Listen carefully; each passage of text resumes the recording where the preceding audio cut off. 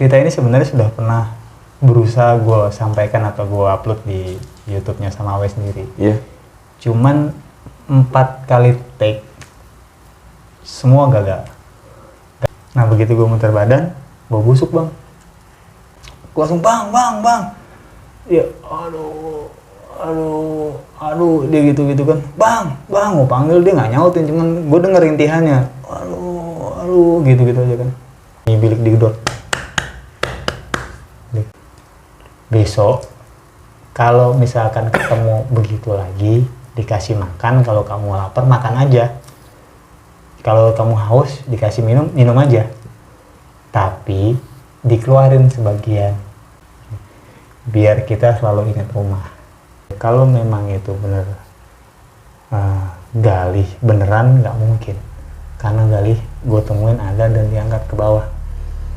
Tapi kalau memang itu korinnya, artinya kondisinya Galih saat itu sudah nggak ada di tempat. Kalau memang lo ada di dunia lain, kalau memang lo ada di entah itu dimensi lain, baliklah, lo dengerin gue. Dan akhirnya gue dibawa ke sini. Yang gue bingung, Galih atau bukan yang sama gue di sana. Gue udah samar-samar kayak bayangan bang. Tak jalan ke arah gue. Lama-lama wujudnya jelas. Yang gue lihat itu bang, semasa itu nempok punggung gue kan. Sabar ya we. Kenapa bang? Katanya kan. Kenapa bang Galih gitu? Bang Galih udah nggak ada. Bang Galih meninggal.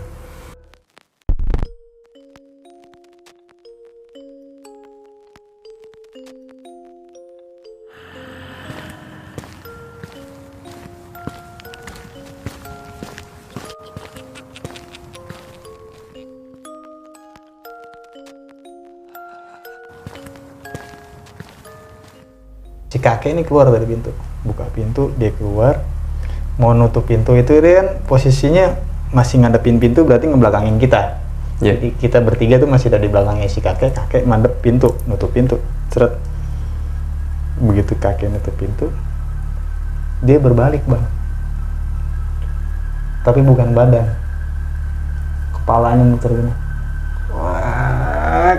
180 derajat tuh muter kepalanya aja. Dan begitu dia muter, kita bengong ngeliatin si kakek, terus dia cuma bilang, kamu nggak bisa keluar dari sini. Wah, langsung gue pegang tangan bang Galih, cabut bang, cabut, bentar gue cabut. Gue ajak kabur, lari lah. Gue lari itu, wah pokoknya gue narik tangan bang Galih. Bang Galih kayak nggak mau kabur dari situ. Dia kayak udahlah stay aja gitu. Kayak cuman gue paksa cabut, dia ikutan lari juga ya sama gue. Masih gue tarik. Cuman selama gue lari itu gue berasa udah makin jauh gitu kan. Begitu gue nengok ke belakang, tapi gubuk itu kelihatan bang. Gubuk itu kelihatan, nenek itu masih sambil nginang itu sambil ngeliatin gue berdua lari. Si kakek masih dengan posisi kepala yang kebalik dan masih ngeliatin kita. Wah makin rasa takut gue. Anjir udah lari udah jauh banget tuh. Wah lari udah lama sampai muter kecapean, bablas hilang tuh. Gue udah nggak lihat mereka lagi. Pas capean gue duduk berdua, udah lagi ngos-ngosan kayak gitu. Terus Bang Galih nyeletuk, udah lah we, di sini aja. Kayaknya enak di sini lah. Gitu. Wah lu jangan ngawur bang, ini bukan dunia kita nih. Gue gituin. Gue yakin ini bukan dunia kita. Lu dunia gimana? Udah ini tempat kita kok. Udah santai aja di sini. Kita juga ngapain sih keluar? Bang enggak bang, cabut bang. Udah cepetan lari lagi gitu kan. Tetep nggak mau lari dia kan. Gue paksa, ayo lari. Udah gue di sini aja. Yaudah kalau emang lu nggak mau lu keluar dari sini, lu gue tinggal. Gue lari sendiri. Ya terserah lu.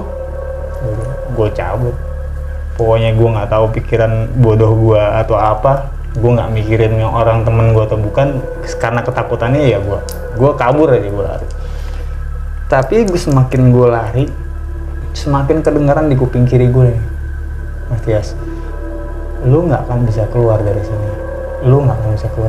Tapi bukan suara si kakek atau nenek. Siapa bang? Suaranya Bang Galih.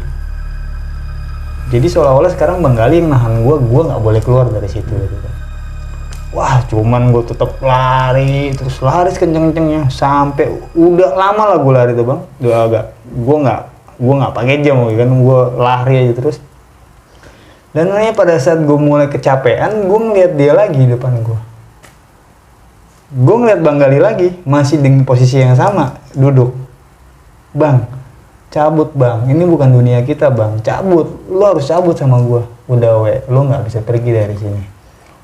Gue tinggal lari lagi, suara itu makin kenceng, semakin kenceng gue lari, suara itu makin kenceng, semakin cepet ke gue. Lu nggak bisa pergi dari sini, lu nggak bisa keluar dari sini, terus kayak gitu, sampai gue udah kehabisan energi ya, namanya badan masih sakit, habis jatuh segala macem, udah kecapean banget, jatuh gue bang, wah, jadi kondisi jatuh, buram mata buram. Gue kenapa lagi ini? Mata samar buat ngelihat jalan tuh samar gitu kan. Udah gue berusaha untuk duduk, jatuh tengkurap gue, berusaha untuk duduk, terus gue lihat ada batu, gue senderin badan gue nyender, terus gue pingsan, pokoknya gue nggak sadar lagi. Nah begitu gue lagi di posisi nggak sadar, kayak dengar suara langkah kaki nih, tak, gue suara orang jalan nih, gue pikiran gue berusaha melek, yang gue lihat Bang Gali lagi dengan ucapan yang sama, udah kita di sini, lu nggak bisa keluar dari sini, kita tinggal aja di sini. Bang Gali ngomong gitu, bang ini bukan dunia kita, cabut lah. Lagian lu di sini berdua sama gue gitu. Siapa bilang kita berdua? Di sini banyak kok teman kita. Teman dari mana gue tanya gitu. Lu lihat lah belakang lu itu. Lu lihat belakang lu itu teman kita semua. Gue posisi nyender di batu, gue maju sedikit, gue nengok ke belakang, mungkin sekitar 12 atau 13 orang ya bang. Ada orang di atas batu itu pada berdiri, ada yang jongkok segala macam, ngeliatin kita berdua. Dan wujudnya ya manusia, wujudnya orang, tapi ada yang ada keanehan bentuk wajah. Artinya alisnya itu gue lihat semuanya agak nyatu gitu. Alisnya itu terus matanya agak ngangkat sedikit, dagunya agak panjang. Cuman menurut gue bukan sesuatu yang berlebihan, masih dalam bentuk manusia lah gitu. Gue langsung balik badan lagi, bang ini bukan tempat kita. Udah lu nggak bisa kemana-mana, udah kita di sini aja. Gue bangun, gue lari lagi. Tapi seperti semakin kenceng gue lari, kejadiannya sama kayak pada saat gue baru keluar dari gubuk. Begitu lari udah gue berasa jauh, begitu nengok ke belakang, gue masih kayak diliatin sama mereka gitu, kayak masih diketawain bahwa lu mau kemana sih, lu nggak akan bisa kemana-mana. Sepertinya itu yang mau disampaikan sama mereka ke gue gitu kan. Kayak senyum ngetawain gimana sih, ngetawain tapi ngeledek bahwa ya lu percuma lah lari, lu nggak akan bisa kemana-mana. Dengan tetap masih ngedenger suara di telinga kiri gue bahwa lu nggak akan bisa keluar dari sini, suara itu masih terus-terusan. Nah, lagi terus-terusannya kayak gitu, lari terus gue jatuh lagi gue bang.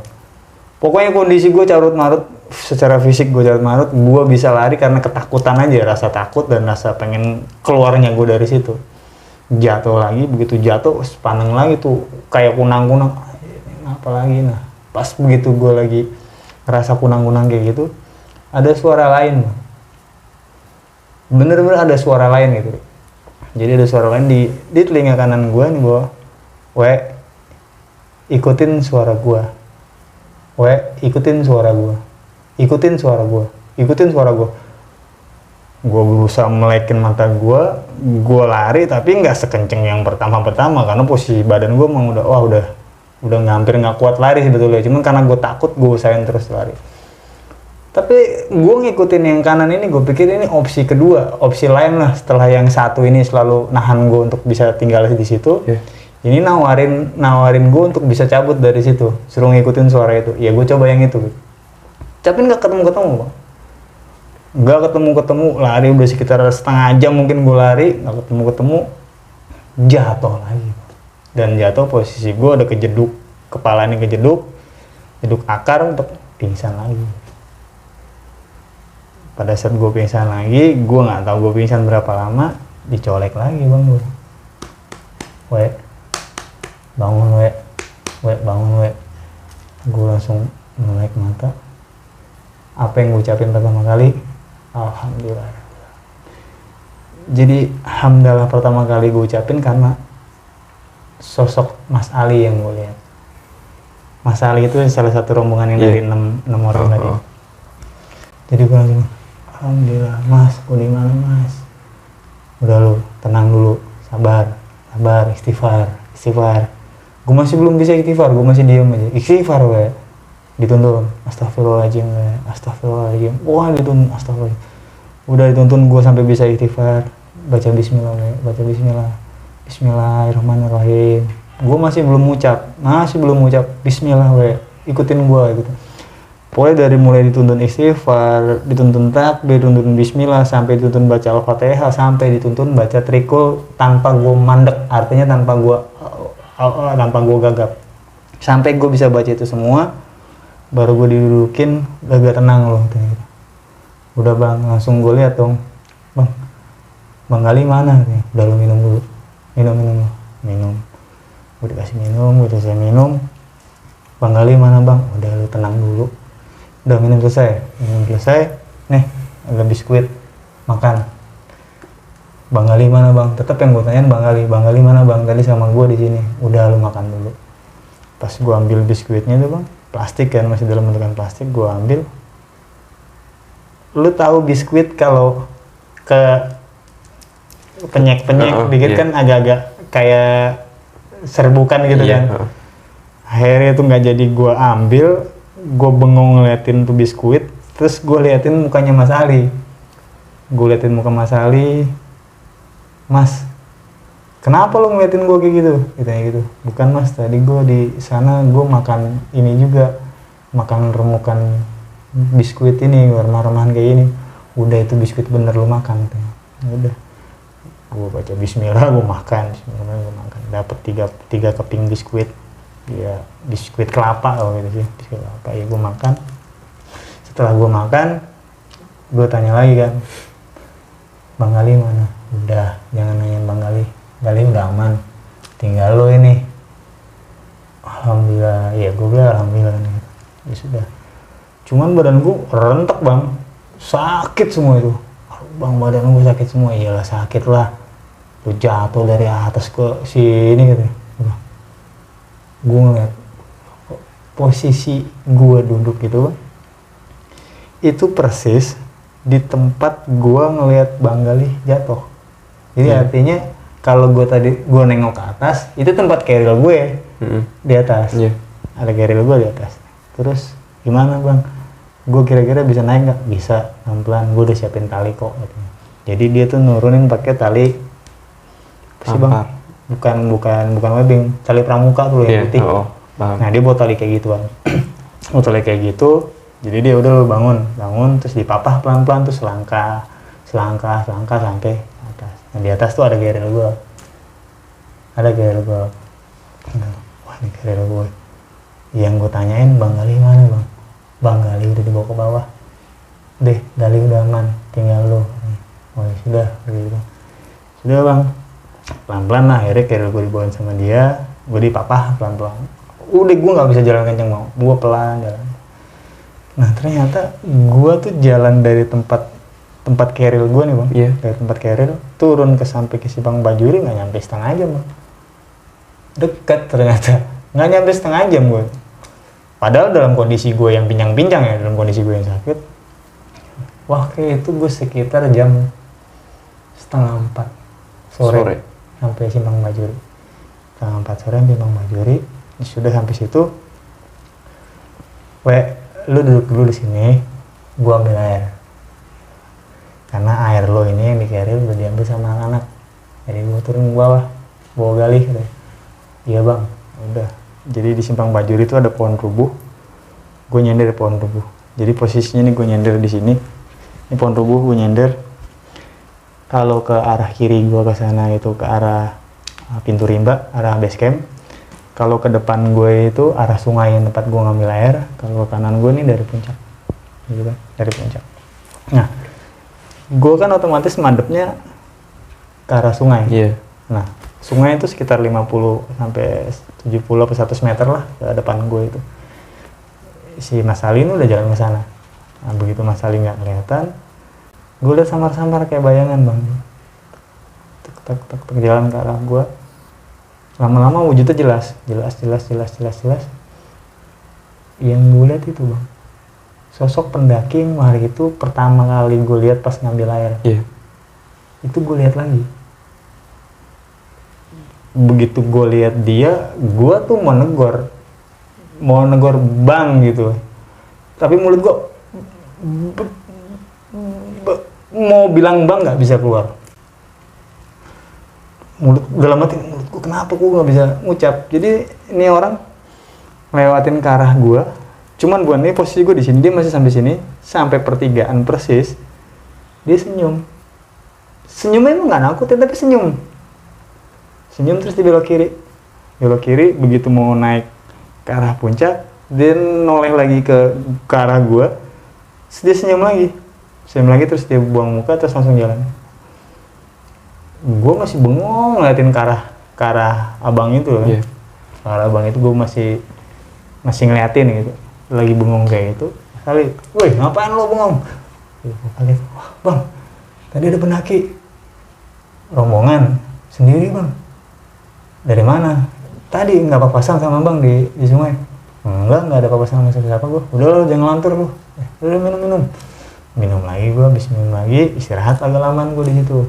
Jadi Mas Ali sebat dulu sambil nanya kondisi gue, terus dicek kaki gue, badan gue gitu kan.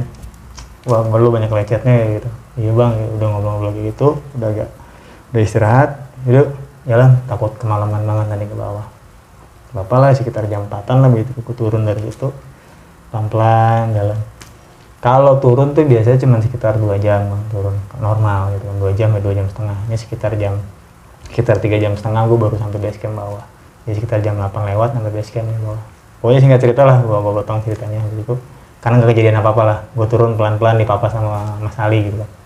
Nah sampai base camp, Mas Ali laporan ke base camp bahwa, Mas, si Gali gimana? Oh sudah dibawa ke rumah sakit. Itu temannya gimana? Oh aman mas, ini juga jatuh dia, lecet kata gitu. Sudah kalau yang perlu dibawa ke klinik atau ke rumah sakit sekalian aja nyusul Gali ke rumah sakit. Oh yes mas, kalau gitu kita permisi. Nyambut lah, akhirnya gue cabut ke rumah sakit. Di rumah sakit gue sama Mas Ali, kebetulan Mas Ali bawa mobil. Iya. Mas Ali bawa mobil, gue tanya mas teman-temannya mana? Mungkin udah duluan ke rumah sakit, ngantar si Gali. Oh ya sudah. Itu tanpa banyak cerita, tidur dulu di mobil. Dari mobil, nyampe lah rumah sakit, tuh turun, cek dulu badan lo.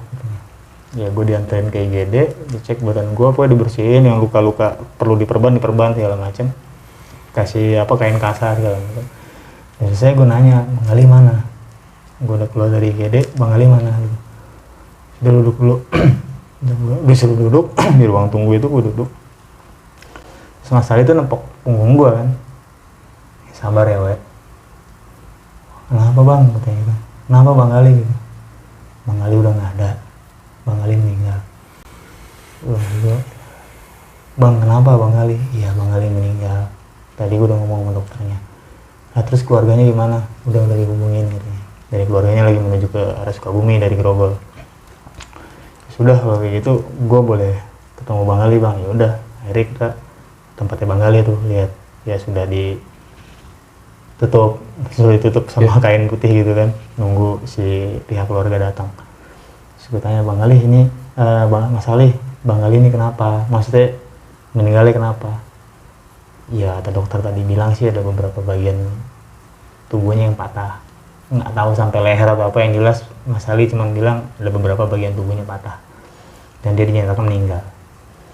Nah, dan meninggalnya itu pada saat di gunung atau pada saat di rumah sakit, saat itu memang gue nggak tanya gitu, apakah pada saat di gunung dia jatuh langsung meninggal, ataukah pada saat perjalanan menuju ke rumah sakit dia meninggal, ataukah pada saat di rumah sakit dia nggak bisa bertahan terus meninggal. Nah terus abis kayak gitu udah selesai, balik lagi gue kan ke bangku lagi, gue duduk. Ya Mas Ali nyamperin gue kan, masih tenangin gue, ya lo sabar lah ya, nanti gue bantuin ngomong sama keluarganya. Enggak bang, gue bilang, gue tuh ada kebingungan. Gue bilang, lu bingung kenapa memang? Gue tuh sama Bang Gali bang. Oh itu ya, maksudnya gimana kata dia gitu. Gue ceritain nih bang kronologinya gitu. Akhirnya gue ceritain ke si Mas Ali itu, ke Bang Ali itu. Jadi Bang Gali duluan yang jatuh. Bang Gali jatuh, gue mau nolong, gue jatuh juga.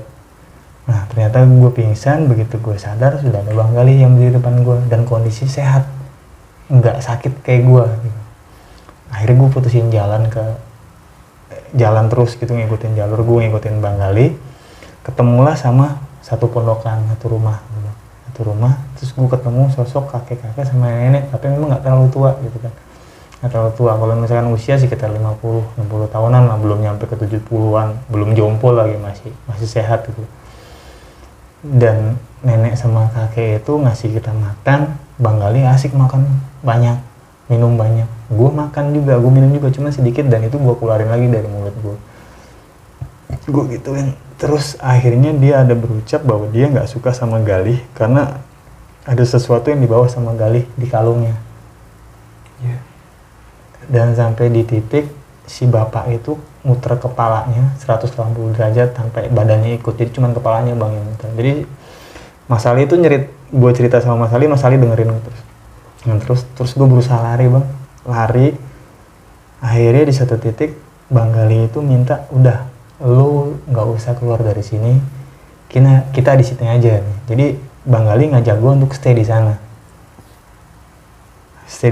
Gue berusaha kabur lagi, ketemu Bang Gali lagi, dan Bang Gali nunjukin bahwa kita di situ tuh nggak sendiri, nggak cuman berdua, tapi banyak teman-teman yang lain. Dan gue banyak ngeliat beberapa orang pendaki atau orang lain di sana bang, yang ngeliatin dan ngetawain gue tuh ada di sana gitu. Terus gue berusaha lari lagi sampai akhirnya gue denger suara yang mirip lo. Suara itu bilang, ikutin suara gue. Nah akhirnya gue ikutin lah suara itu bang, sampai akhirnya gue jatuh pingsan dan dibangunin sama lo. Dan akhirnya gue dibawa ke sini. Yang gue bingung, Gali atau bukan yang sama gue di sana. Gue gituin. Kalau memang itu Gali, kenapa dia di sini? Gitu kan? Kenapa dia di rumah sakit? Setahu gue Gali di sana. Kalau memang itu bukan Gali, itu siapa? Gue tanya kayak gitu kan. Sudah, gue terima cerita lo, sekarang gue yang cerita. Kata Mas Ali. Jadi Mas Ali bilang, pada saat dia naik duluan, di hari pertama dia naik duluan, dan akhirnya kita mutusin ngambil air. Dia naik sampai di pos bayangan. Ngecamp di pos bayangan. Subuhnya mereka summit, habis summit langsung turun. Nah begitu dia turun, dia ngeliat keril gue. Nah begitu dia ngeliat keril di situ, dia ngecek ke bawah. Ternyata di situ ada si Gali. Kondisinya sudah terkapar. Turunlah nih, timnya Bang Ali nih turun, bantu ngangkat Bang Gali. Diangkat Bang Gali, kondisinya dicek sama Bang Ali itu masih ada denyut nadinya. Cuman nggak tahu, maksudnya itu tuh bener-bener denyut nadi orang hidup atau hanya sekedar, ya apalah gue nggak ngerti. Cuman yang jelas dianggapnya Mas Ali tuh ini masih hidup lah gitu adanya. Akhirnya dibantu diangkat, sama mereka dibuatin tanduk dari jaket, dari sarung segala macem. 5 orang temennya tuh anak-anaknya tuh adik-adiknya, 5 orang itu yang bawa turun Bang Gali ke bawah. Nah Mas Ali mutusin nyari gue karena kerilnya gue ada di atas, elunya nggak ada.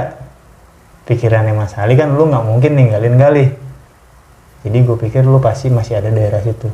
Makanya gue berusaha di situ turun ke bawah ke tempat lu, ya ke tempatnya si Gali jatuh, tempat lu mungkin juga jatuh. Dan gue berdoa di situ dan gue berusaha bilang, kalau memang lu ada di dunia lain, kalau memang lu ada di entah itu dimensi lain, baliklah, lu dengerin gue, lu ikutin gue. Ya gue selalu berdoa dengan cara agama gue sendiri. Ya dan alhamdulillah akhirnya lu tiba-tiba bek aja, jadi dengeran bunyi bek, dia nengok, udah ada gue di situ. Jadi kondisinya dia denger bek tuh lagi baca doa dengan khusyuk, pokoknya lagi baca doa, terus bunyi beg gitu, bunyi kayak sesuatu barang jatuh. Begitu dia nengok, dia lihat ada gua gitu. Nah udah kayak gitu, jadi mungkin bunyi beg pas gua jatuh mungkin ya, pas gua jatuh terus udah gua dibangunin, akhirnya lo sampai sini. Terus gua tanya, berarti yang sama gua siapa bang? Siapa begitu?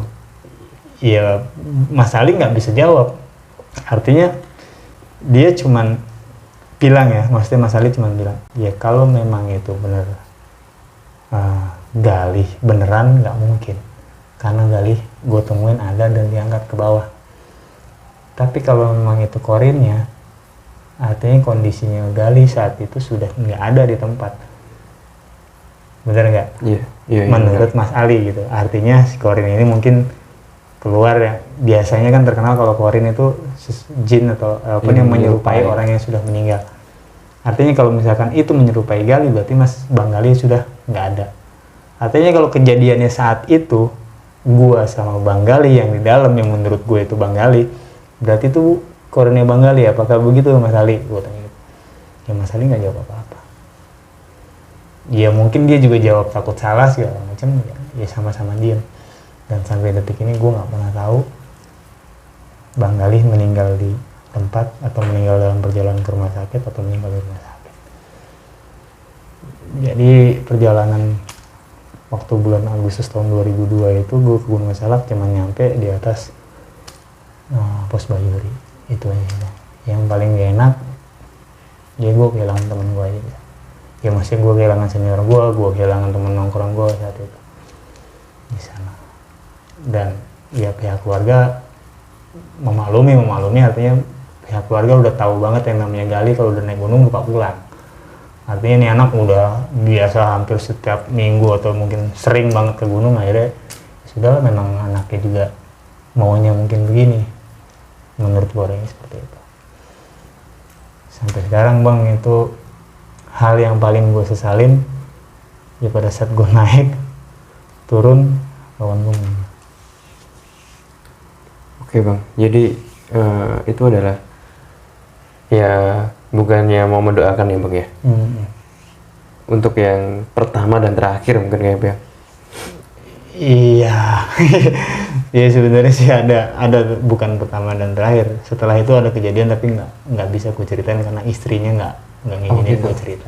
Tapi di gunung lain, di sesuatu tempat yang sangat jauh dari kejadian di luar Indonesia. Oh. Sampai sekarang istrinya marah lah sama gue. Oke bang, mungkin ada sedikit pertanyaan nih bang. Pada waktu Bang Awe kan jatuh kan, terus tiba-tiba si Bang Galih bangunin, kan terus dipapa, tiba-tiba nemuin sebuah bangunan ya, dan di situ tuh Bang Awe ngelihat hanya satu bangunan atau ada yang lain kayak sebuah perkampungan gitu? Enggak. Yang gue lihat cuman satu gubuk. Bahkan yang si bapak bilang ada pawon di belakang itu gue nggak lihat. Pada saat datang ya. Pada saat datang gue nggak lihat sama sekali. Cuman tok satu-satunya bangunan dan dengan kondisi bukan kampung sih, itu masih hutan, masih banyak pohon gede. Cuman jalannya tuh kayak jalan bersih bang, bukan jalan yang gua harus nerobos atau buka jalur. Jadi kayak orang jalur pemburu atau jalur orang yang pergi ke ladang ada bekas tapakan kakinya, jalurnya kayak gitu. Dan dengan kondisi waktu yang mungkin mendekati senja, hampir mau maghrib. Keemasan gitu ya? Iya. Ya kalau masih kan hitung-hitung jam 5:30 lah. Iya. Jam segitu. Nah, sama yang dibilang Bang Awe tadi, pas belum masuk ke gubuk ya, itu kan cuman kayak petakan kotak kan. Tapi pas masuk itu tuh Bang Awe udah ngelihat kayak di dalamnya tuh udah ada pawon, sumur dan sebagainya kan? Enggak. Jadi begitu gue sampai, ini abang kalau misalkan tahu saung gitu kan, tahu saung atau apalah gitu kan.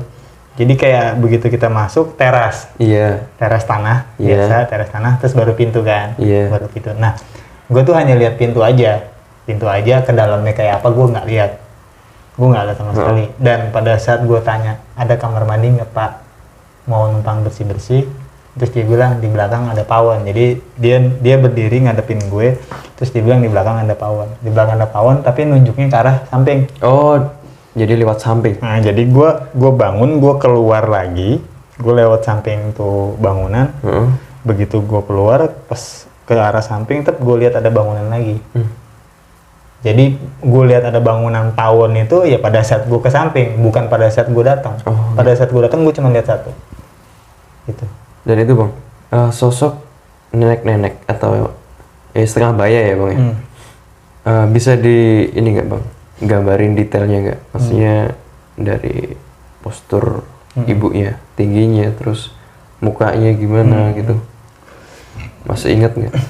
Banget, maksudnya kalau ingat banget. Mungkin kalau tinggi nggak nyampe 150-an lah, ya agak pendek gitu. Kalau kulit ya normalnya manusia aja, orang udah agak tua, warnanya coklat kayak gitu.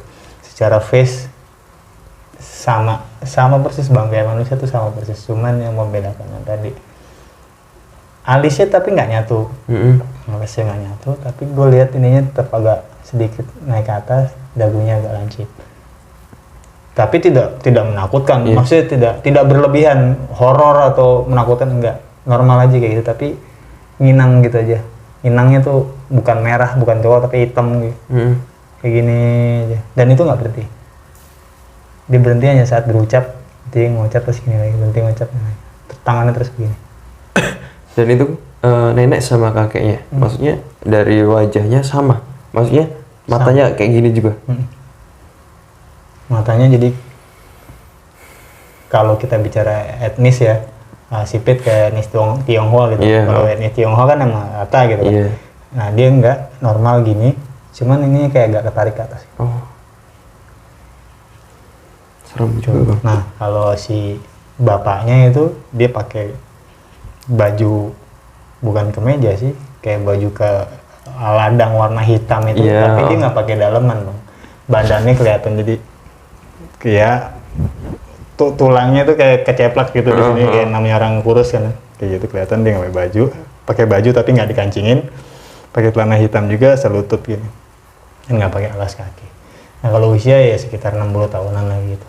Kumisnya agak tebal kumisnya, rambutnya juga pendek, nggak terlalu panjang, hitam tapi ada putih-putihnya juga rambutnya. Secara face, secara kulit normal. Gue rasa sih normal, yang hanya membedakan adalah bagian dagu agak gayor, kalau orang Cirebon bilang agak gayor sedikit, terus matanya agak ngeliat sedikit sih di sisi luar. Kan tadi Bang Awe ngeliat kalau Bang Galih makannya tuh lahap, ya kan? Dan pas Bang Awe makan itu, yang dibilang Bang Galih enak, itu yang dirasain Bang Awe apa? Kayak pasir. Kayak pasir bang. Rasa ya? Bicara rasa kayak pasir. Pasti semua orang pernah makan pasir. Iya bang. Pernah kan makan pasir? Kayak gitu, kletis gitu. Kayak gitu. Kayak yang dicomot kayak remahan roti, tapi begitu masuk mulut dikunyah tuh kayak pasir. Pasir. Dan tadi kan sempet nih Bang Awe makan, tapi terus dikeluarin. Minum juga dikeluarin. Itu kenapa bang? Jadi itu tuh sebenarnya gue dapet ipat-ipat dari mulai gue kecil lah, belum sekolah. Waktu itu gue kelas 1 atau kelas 2 SD, gue agak lupa. Gue tinggal di Cirebon. Waktu itu gue ngaji, kalau maghrib ngaji. Nah habis sholat maghrib berjamaah kan ngaji satu guru atau ustadz. Satu ustadz itu jadi anak-anak perempuan dulu yang ngaji, yang cowok belakangan. Nah anak cowoknya ini main petak umpet. Nah gue main petak umpet. Nah pada saat gue main petak umpet, gue diambil sama kolong wewe gombel maksudnya? Wewe gombel pas maghrib. Nah gue ditemuin sekitar jam setengah 10 atau jam 10 malam di atas pohon kelapa sama guru ngaji gue. Ditemuin di atas pohon kelapa. Akhirnya dipanjat. Guru ngaji gue kan kebetulan punya kebun juga, jadi suka manjatin pohon kelapa gitu, suka manen lah gitu. Jadi dia manjat. Terus gue dibawa turun, ya ada kakek gue, ada nenek gue gitu, ada bokap gue segala macam. Terus gue ditanya sama kakek, sama Yai, ya gue manggilnya Yai. Bang, ya manggil bang tuh, nama gue kan Bambang ya. Bang, kamu kalau pas di sana katanya, pas dibawa sama Wewe katanya, dikasih makan nggak? Dikasih Yai. Kasih minum nggak? Dikasih Yai. Kamu makan kamu minum nggak? Enggak Yai. Gue bilang enggak. Besok kalau misalkan ketemu begitu lagi, dikasih makan, kalau kamu lapar makan aja. Kalau kamu haus dikasih minum, minum aja. Tapi dikeluarin sebagian. Dikasih tahu sama dia. Kalau misalkan makan, ikunya udah masuk mulut, kayak dilepeh. Oh gitu. Sedikit, lepeh buang. Minum pun gitu, minum, dia agak dikeluarin kayak orang ngiler, terus buang. Itu? Ya, terus gue nggak nanya. Oh.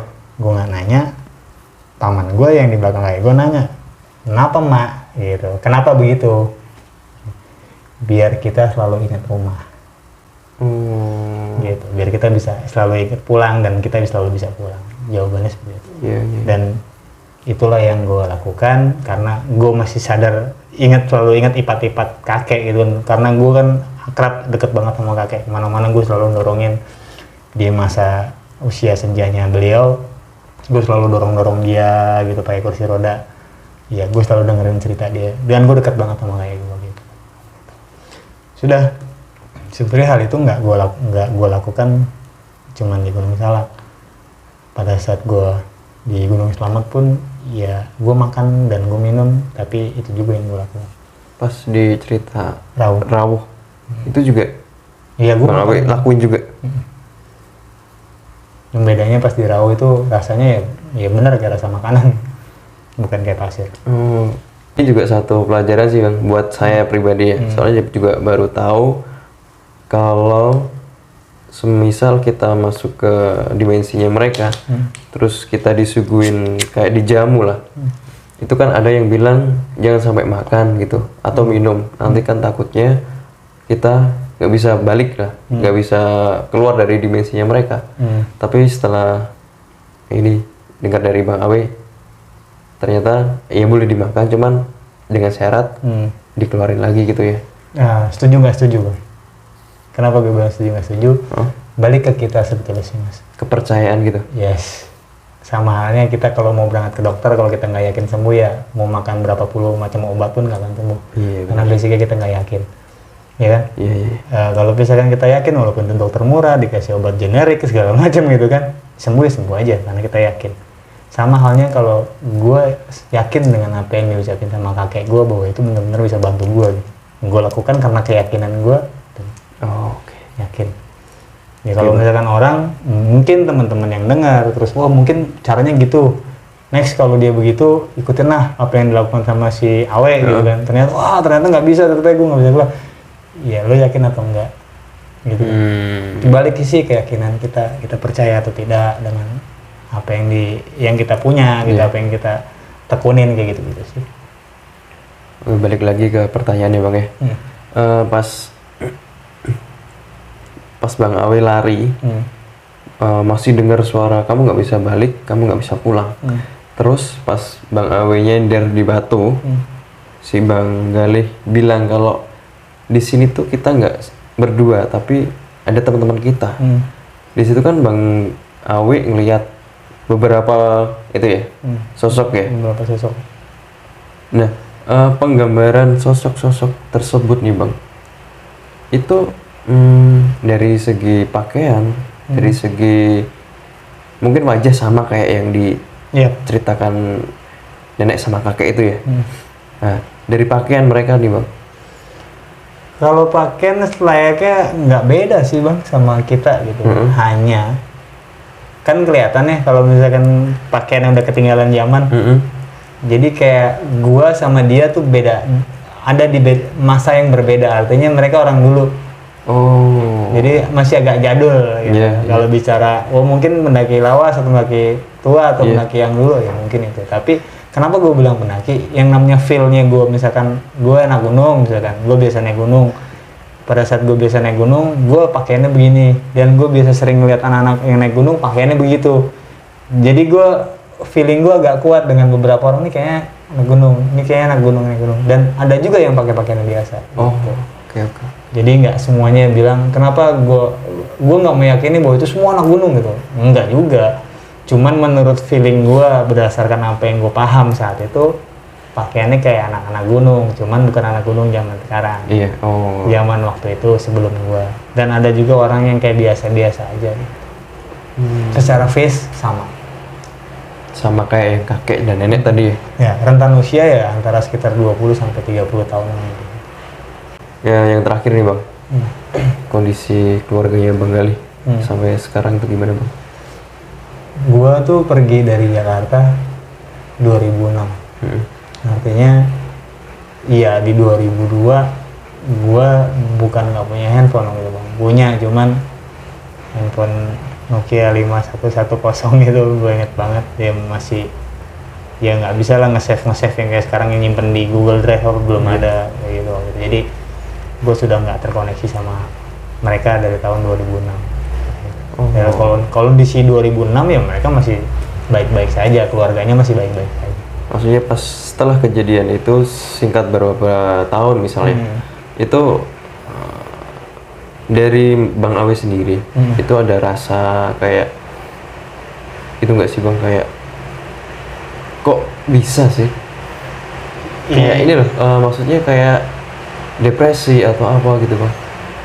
Iya, depresi pasti bang. Artinya gue punya waktu, punya masa ya, punya masa mungkin sekitar 1 bulan kesel, sakit hati, terus sedih kayak gitu karena kehilangan temen. Terus kesel kenapa sih gue bisa kehilangan dia, kenapa dia bisa jatuh, pokoknya sempat ada perasaan yang feeling gue ya nyalahin diri gue sendiri. Cuman balik lagi kalau gue lihat flashback seinget gue kejadian, yang gue bukan yang mengajak untuk masuk ke situ, tapi beliau yang udah lu ikut gue. Saat itu gue follower, jadi ya mungkin takdir Allah gitu, udah itu aja sih. Ya kalau depresi pasti, cuman tidak sedepresi pada saat gue dirawat. Selamat itu kejadiannya hampir 1,5 tahun gue depresi. Kalau di Salak ya mungkin 1 bulan lah gue agak merenung dan nggak mau naik ke gunung lagi saat itu dalam waktu 1 bulan. Gue biasanya hampir minggu naik kayak gitu. Cuman waktu itu hampir 1 bulan mau naik. Tapi setelah itu sampai detik ini gue rutin ke Salak. Ya minimal setahun 1 atau 2 kali gue pasti kesana. Oke. Siap. Untuk sebelum penutup cerita ya bang ya, ada pesan-pesan mungkin bang buat penonton dan teman-teman semuanya? Apa ya pesannya? Ya kalau pesan buat teman-teman yang mungkin karena kita ngomongin gunung ya, gitu kan. Pesan gue sih ya selalu hati-hati, selalu jaga kekompakan tim, terus selalu ingat Allah, selalu ingat apapun yang kalian percaya sesuai dengan kepercayaan kalian seperti apa, itu yang pertama. Yang kedua, pastikan kondisi logistik segala macam itu selalu siap pada saat kita mau melangkah, bukan pada saat nanti disiapin, jangan, siapkan dulu sebelum kita melangkah. Itu yang penting sih menurut gue. Terus jangan tinggalin temen. Ya artinya gue dengan kondisi yang tidak meninggalkan temen pun, gue masih bisa kehilangan temen. Apalagi yang bayangin kalau saat itu gue jalan di depan lebih jauh, terus Bang Gali jatuh dengan, gue nggak pernah tahu mungkin kan hilangnya di mana atau jatuhnya di mana. Gitu sih menurut gue, ya selalu jaga kekompakan tim itu.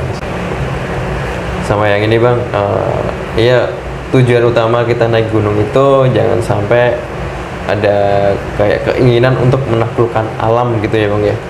Karena kan alam itu emang nggak bisa ditaklukkan. Betul kan. Dan satu lagi bang,